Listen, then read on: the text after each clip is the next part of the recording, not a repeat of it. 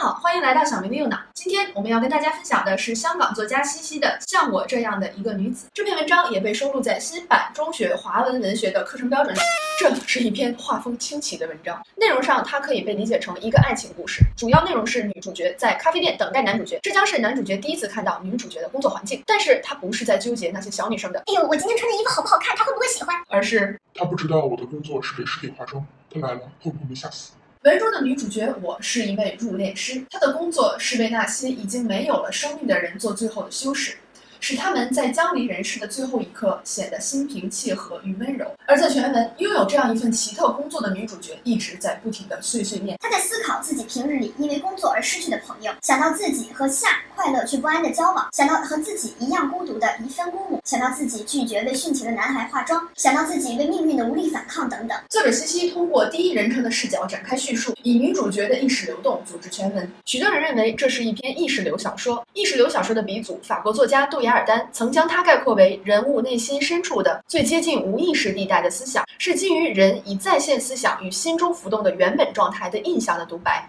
等等，意识流作品不是一般读起来都很像神经病吗？比如这样。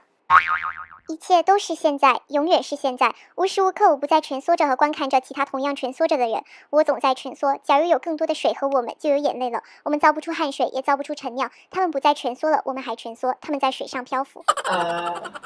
意识流作品侧重于描述人物的意识活动本身，通常采用不符合常规的语言用法，比如加入不完整的思绪、被打乱的语法结构等等，直抒感官上的直观印象。比如你讲的这个例子来自于托尼·莫里森写的《宠儿》，为了充分重现人物的内心活动，叙述内容表现出不连贯，没有标点符号，每个句子之间只用空格隔开，在这里符号和意义之间的界限被混淆，是一种比较极端的意识流手法。这个节选是典型的通过文本形式来表现意识流的方法。然而像我这样的一个女子并没有以上所说的不符合常规的语言用法，只是注重感性逻辑，不受时空限制。那么这样的作品还算不算是意识流呢？换句话说，你觉得意识流作品究竟应该具备什么样的特点呢？是它的内容更重要，还是形式更重要呢？请把你的想法留在留言区里，让我们知道吧。不算，因为它读起来不像神经病。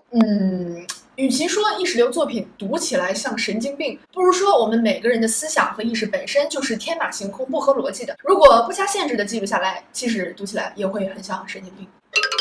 这也是为什么文章中除了对女主角的内心独白，还加入了很多简短的人物对话。这些对话不仅可以使读者在视觉上得到放松，思绪上得到舒缓，而不被女主角压抑的碎碎念压倒，而且也让读者听到不同人的声音。只不过这些人的声音最终还是受到了女主角自身的解读。哇，听起来好乱，不仅有他自己的碎碎念，还有别人的碎碎念。所以我们有必要整理一下这篇文章组织材料、展开叙事的方法。首先，它采用的是心理空间的情节连接方式，以我的意识活动作为支点，自由组接序列，由大量的闪回片段连接而成，像打乱了时间顺序的电影画面。其次是外在情节冲突的内心化，不同于常见的戏剧式情节，从开端、发展、高潮、结尾的情节模式，比如开端小明买奶茶，发展小强看见了小明的奶茶，高潮小强和小明为争夺奶茶大打出手，结尾小强获胜，抱着奶茶扬长而去。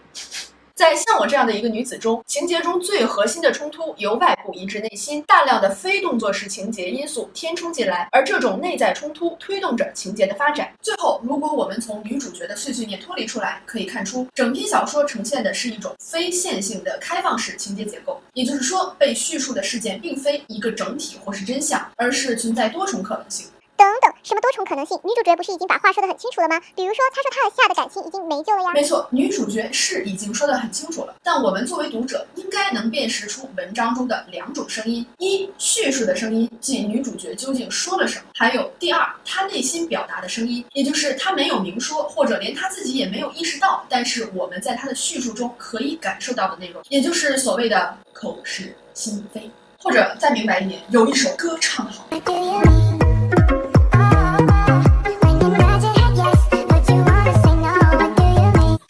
没错，女主角所明言叙述出来的不一定是她的真实想法，所以叙述的声音和内心表达的声音很多时候是矛盾的。比如女主角一方面真心的喜欢男主角，一个叫夏，像阳光一样的男孩。当你真的喜欢一个人，看着他即使是非常随意的一个微笑，你也会忽然的感到魂飞魄散。所以当夏问我你喜欢我吗的时候，我就毫无保留地表达了我的感情。他对于爱情是有所期待的，这也是为什么他一直没有告诉夏自己究竟从事什么工作，因为他怕他觉得晦气、恐惧而离开他。看我的双手，他们曾为多少沉默不语的人修剪过发缁，又为多少严肃庄重的镜像整理过他们的领结。这双手，夏能容忍我为他理发吗？能容忍我为他细心打一条领带吗？他其实渴望爱情，可是像我这样的一个女子，其实是不适宜和任何人恋爱的。类似的话在全文出现了3次，这种重复的手法也是可以算作意识流的一个特质，体现了主人公循